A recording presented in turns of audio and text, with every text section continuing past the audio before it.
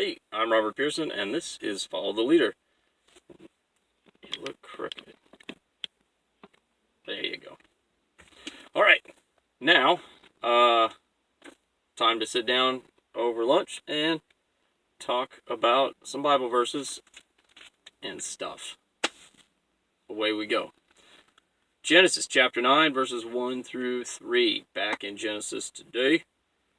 Going through the man cards kind of in a random order. These are verses that plainly state, or in clear ways state, what it is to be a godly man, and it's kind of the way things should be. All right. Chapter 9, verse 1 through 3. Here we go. And God blessed Noah and his sons, and said to them, Be fruitful and multiply and fill the earth. The fear of you and the terror of you will be on every beast of the earth, and on every bird of the sky, with everything that creeps on the ground, and all the fish of the sea.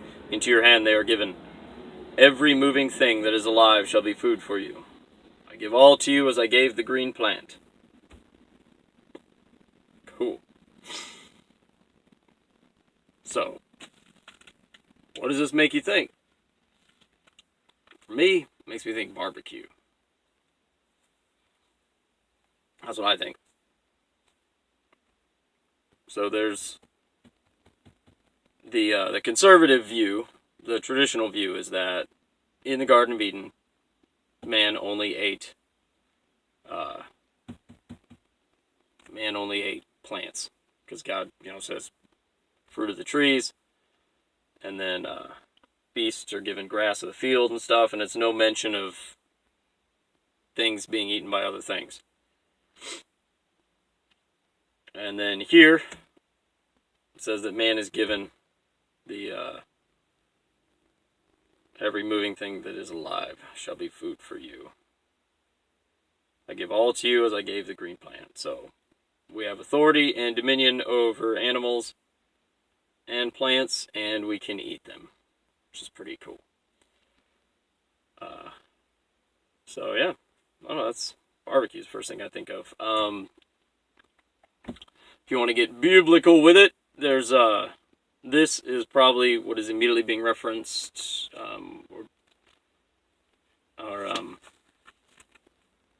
not being referenced, but another place this idea comes up in, I can't find it right now, Acts chapter 10, early part of Acts chapter 10, Peter,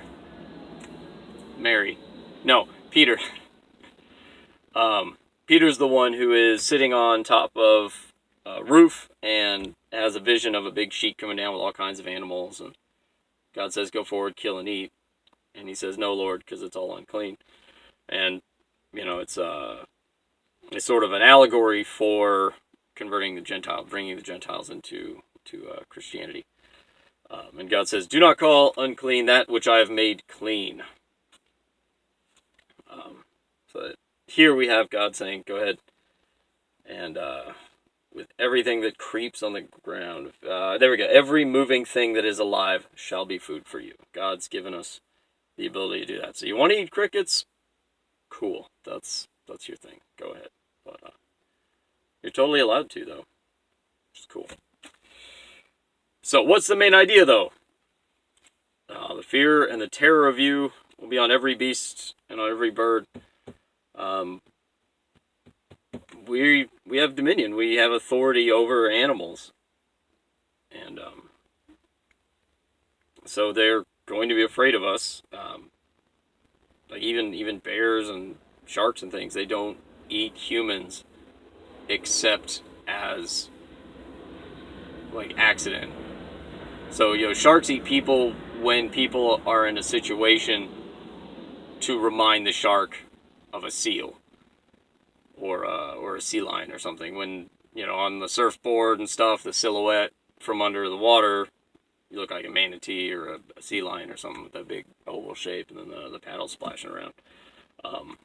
Bears, even being from Alaska, even bears, they don't hunt you. Obviously, polar bears have that sole distinction. Even then, they got to be starving first before they really go and hunt down people.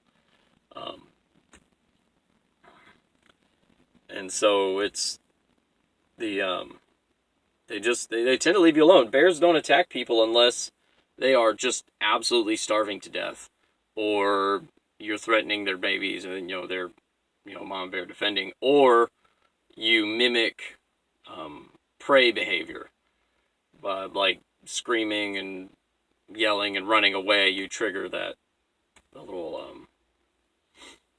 predator switch in their brain, and they're like, oh, chase, eat. As long as you're not doing those things, they leave you alone. They'll walk away. They'll avoid your scent if you've been in the area. So it's kind of neat. So I think it's the main idea here. And how do we see this in the world today? I mean, we're still responsible, like the conservation departments, monitoring hunting licenses and stuff. And then anytime they make it illegal to hunt a certain kind of animal, that animal immediately gets out of control, like wolves. And so, but we have a responsibility, though, to meter that. So, oh, you can't hunt any deer in this area. Well, suddenly there's a ton of deer, and they're eating crops, and they're becoming a problem. Whereas, man interfering in a shrewd, consistent manner makes everything work out and keeps the peace. And I don't know, we see it today too, because currently people need meat to live. So I mean, if you're straight vegan or you're straight vegetarian, you disagree with that, but you're having to use synthetic and synthesized means to get enough protein so you don't die of malnutrition. Tofu is not natural. People have to spend a lot of time to make it out of soy. You don't just go and pick tofu out of a field somewhere and it grows out of the ground. You have to go make it and process it and refine to be a dense protein slurry, and then it still tastes terrible.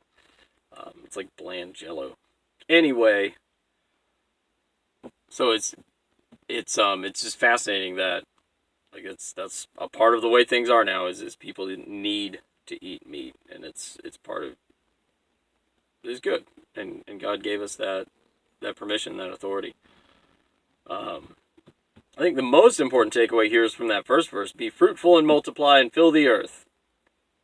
I spent a lot of time talking about barbecue because it's awesome, but kids are also awesome. And Psalm 127 is just a good psalm. Go right now, pause this, turn it off, whatever. Go read Psalm 127, the whole thing. And I'm going to check real quick to make sure it's the right one. But it's the one where if the Lord doesn't build the house, the laborers labor in vain.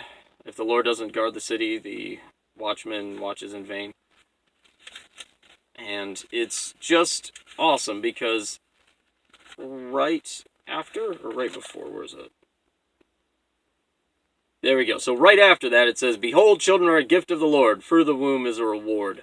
Like arrows in the hand of a warrior, so are the children of one's youth. How blessed is the man whose quiver is full. They will be not ashamed when they speak with their enemies in the gate. Yeah. That's awesome. Parenting is awesome. Children are a gift, an inheritance.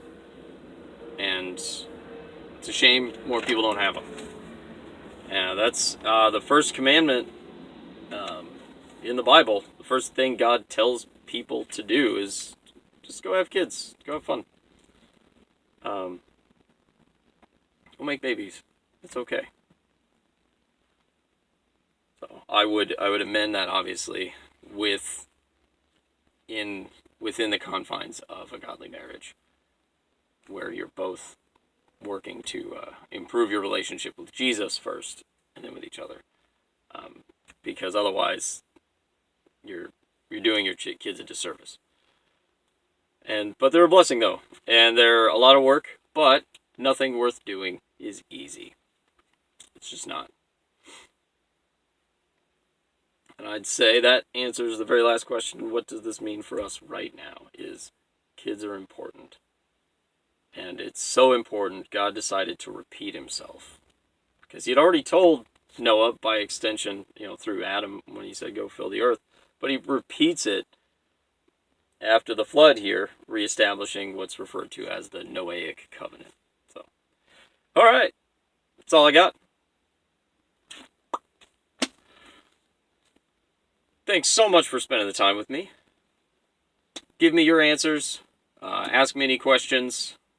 Head down below for all questions, comments, concerns, cries of heresy. And I'll see you next time. Godspeed.